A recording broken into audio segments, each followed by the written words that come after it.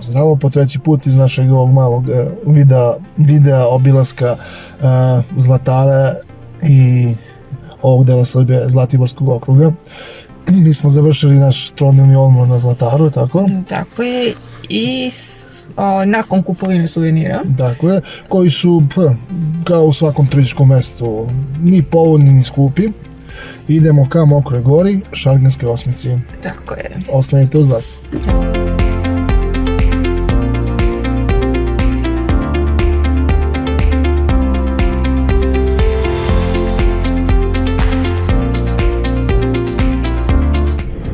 Ušli smo na područje planine Zlatibor. Vodite računa, krivine su na svakom koraku jer ne znate u suprotnom smjeru ko je za volanom.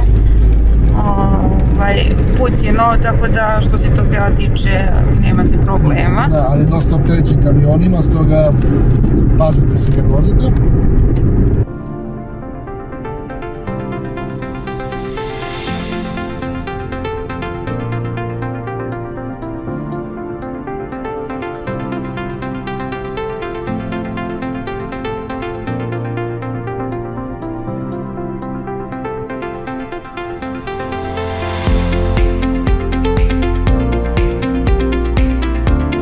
Selo Kremna, koje je poznato po prorocima Tarabićima, možete da se odvojite i da odete na još jedno turističko mesto planinu Tara, a mi nastavljamo put pravo prema Kremni, to jest prema Mokroj gori. Jela?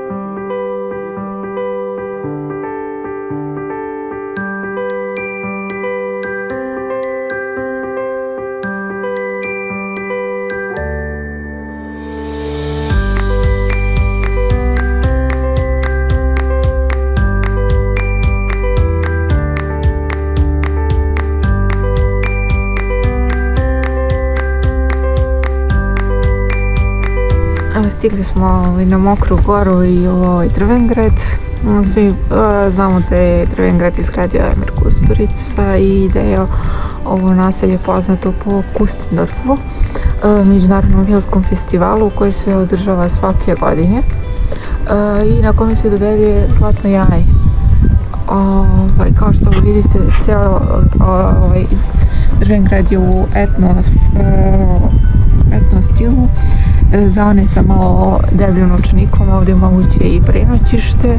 Imate, koliko smo vidjeli, restoran, kafić, poslastičarnicu, crkvicu malu, naravno suvenire možete kupiti. I pogled je veličanstven.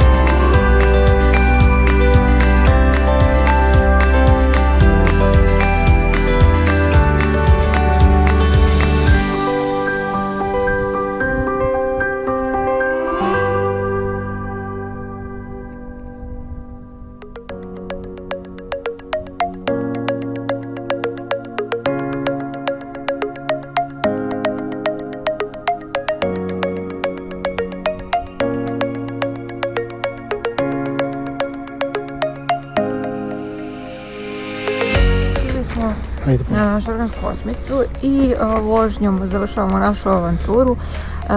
Mala napomena, jako smo ljuti na organizatore, zato što u Drvengradu vam ne kažu da kada siđete iz Drvengrada skrenete desno da biste kupili karte za Šargansku osmicu i da uopšte krenete vožnju, nego kažu vam spustite se dole što automatski, znači da se spustite na